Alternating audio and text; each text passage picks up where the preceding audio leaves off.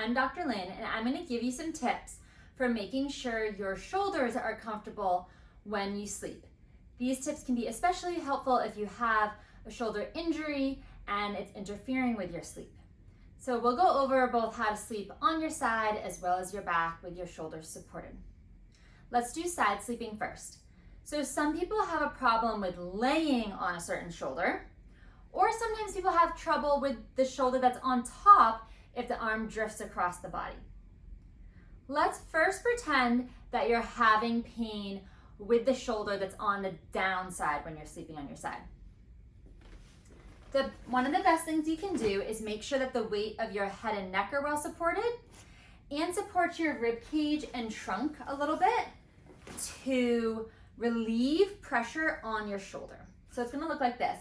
I have 2 pillows set up and a towel roll that's gonna help support my head and neck.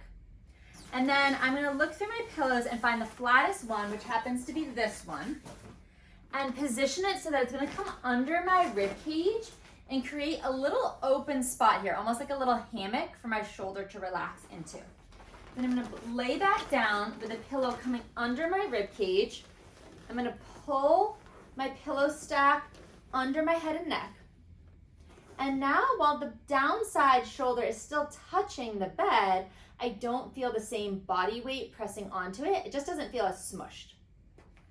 Now, if it's the top side that's giving you trouble, oftentimes what happens at night, even if you go to sleep with that arm straight on your side, you're gonna move around and that arm might slide across, okay?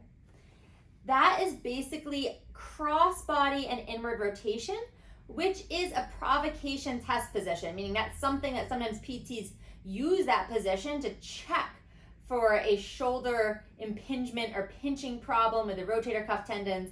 So if you sleep in that position long enough, it very well may contribute to shoulder irritation. So for the upside shoulder, it can be really helpful to make a stack of a couple pillows and create sort of like a shelf or ledge in front of you for the arm to rest on. So I'm gonna lay back down, my head and neck are well supported.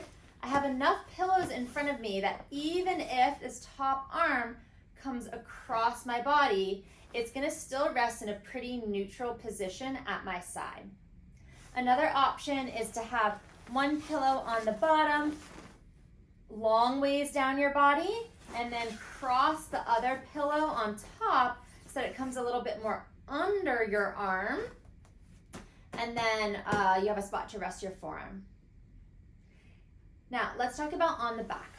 So let's say that it's your right shoulder that's the painful side. Sometimes it does not feel good for that shoulder to end up hanging behind your body. So you can also use pillow propping here.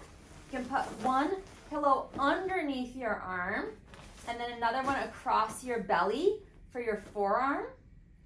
This way it rests in a pretty neutral position. It's almost like the position that it would be in if it was in a sling. I hope you find these tips helpful.